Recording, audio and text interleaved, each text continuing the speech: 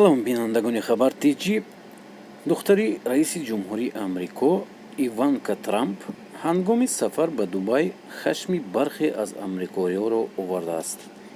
духтари президент барои иштирок дар ҳамоиши Global Women's Forum Dubai 2020 ва мулоқот бо шаҳзодаи Абу-Даби Муҳаммад ибни Зоид ал-Наҳян ба Дубай рафтааст.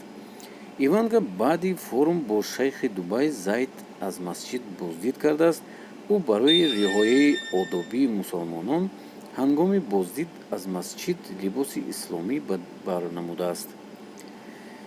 аммо ин либоси духтари президент ба муборизони баробарҳуқуқи зану мард писанд наомадааст. даъвои онҳо гӯё барои ин он будааст, ки иванка худ муборизи баробарҳуқуқисту аммо либоси ғуломона ба бар кардааст. иванка ба ҷаҳони занони озоде, ки бо пӯшидани либоси динӣ худро шомили онҳое мегардонанд, ки мезанандашон, маҳбасашон мекунанд ва мекушандашон, хуш омадӣ ту монанди ҳамон занҳое қудратманде ҳастӣ, ки ба занони беқудрат хиёнат кардӣ, навиштааст як ба корбари Твиттер.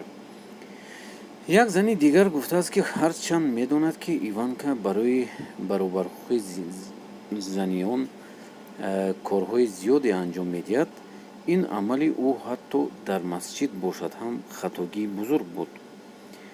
ҳамин тавр корбарони зиёде ӯро сарзаниш карданд.